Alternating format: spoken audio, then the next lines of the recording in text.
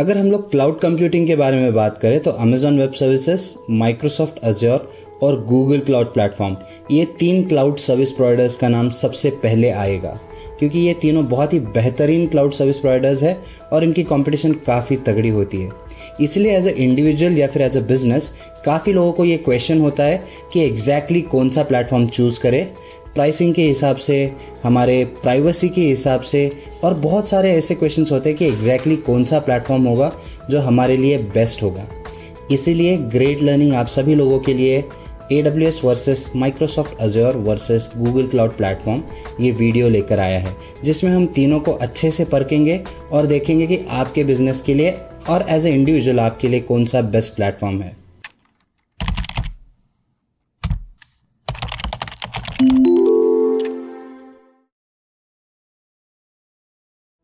मैं आगे बढ़ूँ इसके पहले आप लोगों को बता दूं कि ग्रेट लर्निंग ने ग्रेट लर्निंग एकेडमी इनिशिएटिव शुरू किया है, जहां पे 80+ फ्री कोर्सेस है जिसको आप लोग रजिस्टर कर सकते हो, और इन कोर्सेस को कंप्लीट करने के बाद आपको सर्टिफिकेशन मिलेगा जो आप आपके रिज्यूमे में ऐड कर सकते हो, लिंक्डइन प्रोफाइल में ऐड कर सकते हो, और वो आपके लिए बहुत वैल्यू होल्ड करेगा। वैसे अगर आप करियर रिलेटेड कोई भी चर्चा करना चाहते हो तो ग्रेट लर्निंग एकेडमी में काफ़ी सारे इंडस्ट्री एक्सपर्ट्स हैं जिनके साथ आप इन विषयों पर विस्तार में चर्चा कर सकते हो। तो चलिए दोस्तों आगे बढ़ते हैं और इस वीडियो की शुरुआत करते हैं। तो सबसे पहले हम लोग समझते हैं कि ये क्लाउड प्लेटफॉर्म्स कौन से हैं और इनके क्या फीचर्स है। तो बहुत ही सिंपल वर्ड्स में अगर आपको बताओ तो अमेजॉन वेब सर्विसेज एक अमेजॉन प्रोडक्ट है। ये इन तीनों प्लेटफॉर्म्स में सबसे पहले शुरू हुआ था और काफ़ी सारी सर्विसेज ये प्रोवाइड करता है। वैसे ही माइक्रोसॉफ्ट अज्योर ये भी एक प्लेटफॉर्म है जो बहुत पॉपुलर है। ये माइक्रोसॉफ्ट का प्रोडक्ट है और ये अपने हाइब्रिड कैपेबिलिटीज़ के लिए जाना जाता है। सिमिलरली अगर गूगल क्लाउड प्लेटफॉर्म की बात करें तो ये एक गूगल प्रोडक्ट है और ये काफ़ी सारे पॉपुलर प्लेटफॉर्म्स जैसे कि आपका यूट्यूब हो गया, जीमेल हो गया, इनके लिए एक घर है। तो चलिए दोस्तों आगे बढ़ते हैं और हम लोग देखते हैं क्या क्या फीचर्स पे हम इनको कंपेयर कर सकते हैं और एक एक फीचर के साथ हम लोग शुरू करते हैं। सबसे पहले हम लोग बात करेंगे कब लॉन्च हुए थे ये। जैसे मैंने बताया सबसे पहले लॉन्च हुआ था अमेजॉन वेब सर्विसेज, जो कि 2006 में ऑफिशियली लॉन्च हुआ था। अब 2002 से अमेजॉन वेब सर्विसेज मार्केट में है, फेयरली पॉपुलर है, बट उस जमाने में वो कुछ मेकशिफ्ट सर्विसेज प्रोवाइड करता था, तोड़ो जोड़ो काइंड ऑफ सर्विसेज। तो जैसे ये आगे बढ़ने लगा 2003-2004 के आसपास कुछ पॉपुलर सर्विसेज जैसे कि अमेजॉन ECS, S3 और फिर 2005 के आसपास EC2, ये एक सर्विस थी जो मार्केट में है। और अभी हम सब लोग जानते हैं कि अमेजॉन EC2, अमेजॉन S3 ये दुनिया के सबसे पॉपुलर क्लाउड सर्विसेज है, ना कि सिर्फ AWS के, दुनिया के सबसे पॉपुलर क्लाउड सर्विसेज है। तो हुआ ऐसे कि 2006 के आसपास इन लोगों ने उसे ऑफिशियली लॉन्च किया और अमेजॉन वेब सर्विसेज का उस समय ऑफिशियल डिक्लेरेशन हो चुका था कि हमने ये प्लेटफॉर्म लॉन्च कर दिया है और इसके ऊपर आप काफ़ी सारी सर्विसेज रेंट कर सकते हो, पे एज यू गो मॉडल पे यूज़ कर सकते हो। उसके बाद में दूसरी बारी आती है माइक्रोसॉफ्ट अज्योर की, जो 2010 में, फरवरी 2010 में ऑफिशियली लॉन्च हुआ था। और वैसे ही गूगल क्लाउड प्लेटफॉर्म 2011 में लॉन्च हुआ था। अगर हम डिक्लेरेशन की बात करें तो 2008 में दोनों प्लेटफॉर्म्स डिक्लेयर हो गए थे कि हम लोग इन्हें लॉन्च करेंगे। इनफैक्ट गूगल क्लाउड प्लेटफॉर्म पहले डिक्लेयर हुआ था, फिर अज्योर डिक्लेयर हुआ था, बट मार्केट में अज्योर 2010 में आया, गूगल क्लाउड प्लेटफॉर्म 2011 में आया। माइक्रोसॉफ्ट अज्योर को हम लोग पहले विंडोज़ अज्योर के नाम से जाना जाता था, फिर बाद में जब 2010 में उन्होंने उसे लॉन्च किया तो उसे उन्होंने नाम दिया माइक्रोसॉफ्ट अज्योर, और तभी से हम लोग जानते हैं कि ये प्लेटफॉर्म ने क्या क्या किया है और कितना वो पॉपुलर है। तो ये हो गए उनके इनिशिएशन डेट्स। आगे बढ़ते अब कुछ फैक्ट्स के बारे में बात करते हैं, कुछ कंपैरिजन के बारे में बात करते हैं इन दोनों को लेकर। अगर हम लोग मार्केट शेयर की बात करें तो अमेजॉन वेब सर्विसेज अगेन ये लीड करता है मार्केट में, 33% मार्केट शेयर है। और ये मैं पब्लिक क्लाउड शेयर के बारे में बात कर रहा हूँ। जैसे कि आप SaaS की बात करेंगे तो उसमें माइक्रोसॉफ्ट अज्योर आगे है इससे, बट अमेजॉन वेब सर्विसेज अभी तो फिलहाल मार्केट का लीडर है और 33% इनका पब्लिक मार्केट शेयर होल्ड है, public cloud market share hold है। अगर हम लोग माइक्रोसॉफ्ट अज्योर की बात करें तो 18% पे वो है और गूगल क्लाउड प्लेटफॉर्म 8% पे है। तो गाइज ये जो नंबर्स है वो 1-2% ऊपर नीचे होते रहते हैं। तो ये फैक्ट्स तो मैंने चेक किया है, स्ट्रेट है, बट अगर इसमें कुछ 1-2% ऊपर नीचे हो तो समझ जाइए कि फैक्ट्स जो है वो बदलते रहते हैं बार बार। और अगेन इन फैक्ट्स को आपको धोखा ना देने दे। अगर मैं कहता हूँ कि अमेजॉन वेब सर्विसेज 33% शेयर पे है, ये एक धोखादायक नंबर भी हो सकता है, क्योंकि हम लोगों ने ये भी देखना है कि पिछले क्वार्टर्स में कितना ग्रोथ हुआ है। तो अगर मैं 2019 के लास्ट क्वार्टर की बात करूँ तो गूगल क्लाउड प्लेटफॉर्म सबसे ज़्यादा ग्रो हुआ था 80% से। वैसे ही माइक्रोसॉफ्ट अज्योर कुछ 18% से ग्रोथ पे है, बट वो कुछ 70 या 75% की ग्रोथ से ग्रो हुआ था। और अगर आप अमेजॉन वेब सर्विसेज की बात करें तो उससे 41% से ग्रो हुआ है। तो ग्रोथ बाकी प्लेटफॉर्म्स में काफ़ी ज़्यादा है, और वो होनी भी चाहिए, क्योंकि अमेजॉन वेब सर्विसेज ऑलरेडी एक ऐसे पोजीशन पे पहुंच चुका है, वहाँ से बहुत तेज़ी से ग्रो करना मुश्किल होता है। तो इसके वजह से जब आप कोई प्लेटफॉर्म चूज़ करें तो ये नंबर्स भी कंसिडर करें। तो चलिए आगे जाते हैं और देखते हैं कि इनका ग्लोबल इंफ्रास्ट्रक्चर क्या है। अब कोई भी क्लाउड प्लेटफॉर्म की अगर आप बात करेंगे तो वो अपने क्लाउड प्लेटफॉर्म को अवेलेबिलिटी जोन्स और रीजन्स में डिवाइड करते हैं। रीजन होता है जो जोग्राफिकल रीजन में आपका डेटा बेस्ड है वो रीजन, और अवेलेबिलिटी जोन होता है कि उस रीजन में कितने सारे डेटा सेंटर्स है। तो इनके नंबर्स अभी कुछ थोड़े बिखरे हुए हैं, क्योंकि अगर हम लोग इन प्लेटफॉर्म्स की बात करें तो माइक्रोसॉफ्ट अज्योर एक ऐसा प्लेटफॉर्म है जो पहले सिर्फ रीजन्स में डील करता था। हर एक रीजन में एक एक अवेलेबिलिटी जोन या डेटा सेंटर हुआ करता था, बट टाइम के साथ उन्होंने अमेजॉन वेब सर्विसेज और गूगल क्लाउड प्लेटफॉर्म की तरह एक रीजन में मल्टीपल डेटा सेंटर्स या अवेलेबिलिटी जोन्स शुरू किया इस्तेमाल करना। ठीक है, तो अगर हम लोग इनके नंबर्स की बात करें तो यहाँ पे भी सबसे ज़्यादा है अमेजॉन वेब सर्विसेज के कुछ 24 रीजन्स है और कुछ 76 अवेलेबिलिटी जोन्स है। और ये जो अवेलेबिलिटी जोन्स है ये कुछ 245 कंट्रीज को केटर करते हैं। वैसे अगर मैं अज्योर की बात करूं तो 60+ इनके पास रीजन्स है, और इन्होंने कुछ 52 से ज़्यादा इन्होंने अवेलेबिलिटी जोन्स अब तक लॉन्च किए हैं, और वो अभी काफ़ी तेज़ी से लॉन्च कर रहे हैं, और ये कुछ 140+ कंट्रीज़ में अपनी सर्विस प्रोवाइड करते हैं। गूगल क्लाउड प्लेटफॉर्म इन दोनों के कंपैरिजन में थोड़ा कम है, रीजन्स इनके कम है अभी भी, अवेलेबिलिटी जोन्स भले ही ज़्यादा हो बट ये कम रीजन्स में अभी भी सर्व करते हैं। तो थोड़ी कैचिंग अप उनको यहाँ पे भी करनी है। आगे बढ़ते हैं, हम लोग देखते हैं कस्टमर्स के बारे में। अब गाइस कस्टमर्स की अगर बात करें तो वापस अमेजॉन वेब सर्विसेज के पास कुछ बहुत ही तगड़े कस्टमर्स है।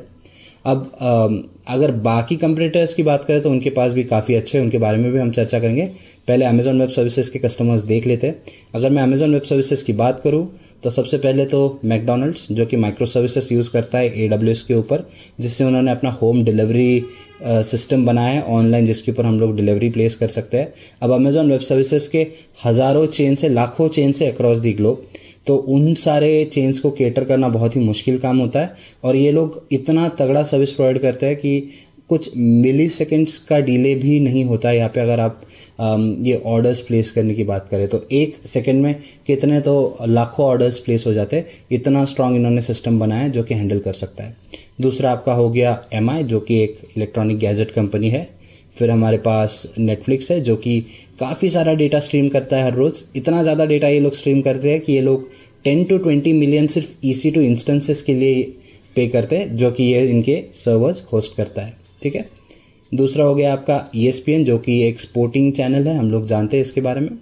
फिर बाद में आपका BMW, जो कि भी एक बहुत पॉपुलर ब्रांड है। और फिर आपके पास है सैमसंग।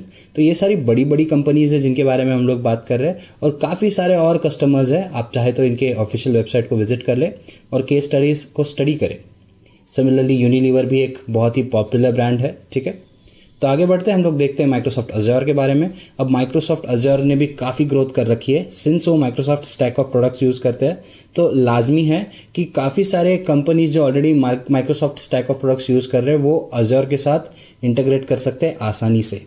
और इसलिए हम लोग जानते हैं कि जो बहुत सी फॉर्च्यून 500 कंपनीज है वो ऑलरेडी माइक्रोसॉफ्ट पे बेस्ड है, उनके प्रोडक्ट्स यूज़ कर रही है, तो उनके लिए अज्योर पे स्विच करना आसान हो जाता है। इसलिए अगर आप फॉर्च्यून 500 कंपनीज की बात करें तो 80% वो कंपनीज है जो माइक्रोसॉफ्ट अज्योर इस्तेमाल करती है। कुछ पॉपुलर नाम अगर लूँ मैं उन कंपनीज को छोड़ के, तो ईबे एक हो गया आपका, एप्पल हो गया, फिर बाद में आपका HP हो गया, पिक्सार तो हम सब लोग जानते हैं कि बहुत ही बड़ा एनिमेशन कंपनी है, और हनीवेल जो कि आपके कॉरपोरेट्स में आता है। तो ये कुछ पॉपुलर इनके ये है कंपनीज है जो इस्तेमाल करती है।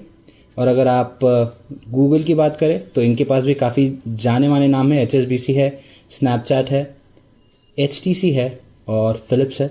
अब ये तो कुछ नाम मैंने लिए, दो बहुत ही पॉपुलर नाम मैं स्टार्टिंग में ही बता चुका हूँ कि अगर आप यूट्यूब की बात करें या जीमेल की बात करें तो वो गूगल पे है। अगर हम लोग गूगल क्रोम की बात करें या फिर गूगल ब्राउज़र की बात करें इन जनरल, तो हम लोग जानते हैं कि वो लोग कितना डेटा प्रोसेस करते हैं। तो अगर आपको डेटा होस्टिंग की बात करनी है तो जीसीपी की कैपेसिटीज़ बहुत स्ट्रांग है और उनके कुछ पॉपुलर कस्टमर्स भी है। द फैक्ट दैट वो मार्केट में लेट आया है, वो थोड़ा कैचअप कर रहा है अभी भी, बट वो काफ़ी पॉपुलर एक प्लेटफॉर्म है। सर्विसेज कौन सी ऑफर की जाती है इन सारे प्लेटफॉर्म से? अगर आप इन प्लेटफॉर्म से फिर इन सर्विस प्रोवाइडर्स की बात करें तो AWS यहाँ पे भी आगे है। 212 कुछ सर्विसेज ऑफर करते हो लोग, और ये सर्विसेज रोज ऐड होती जाती, तो ये नंबर बढ़ता हुआ मिलेगा आपको। तो आई थिंक ये 2012 से ज़्यादा ही नंबर है अभी, सॉरी 212, कुछ 212 प्लस इसे कहना चाहिए हमने, क्योंकि 250 के करीबन ये सर्विसेज प्रोवाइड करते हैं। अगर आप अज्योर की बात करें तो 100 प्लस सर्विसेज है, और अगर आप गूगल क्लाउड प्लेटफॉर्म की बात करें तो 60 प्लस सर्विसेज वो ऑफर करता है। अब आप लोग बोलेंगे कि कौन सी सर्विस कब और कैसे इंसान ने चूज करनी चाहिए। तो अगेन अलग अलग डोमेन्स होती है। अगर आपको कंप्यूटेशन चाहिए तो AWS आपको बहुत अच्छा ऑप्शन देता है। सिमिलरली अगर आपको स्पीड चाहिए कंप्यूटेशन में तो GCP का जो इंस्टेंस लॉन्च होता है वो सबसे कम टाइम लेता है कि इंस्टेंस लॉन्च करने को। AWS फिर भी 1 से 2 मिनट लेगा, GCP के इंस्टेंसेस और तेज़ी से लॉन्च होते हैं। सिमिलरली अगर आप डेटाबेसेस की बात करें तो डेटाबेसेस में अगेन AWS का बहुत तगड़ा हाथ है। क्योंकि उनके जो डेटाबेसेस है उनके बीच में आप इंजिन्स के बीच में स्विच कर सकते हो, अब अलग अलग डेटाबेस इंजिन्स इस्तेमाल कर सकते हो।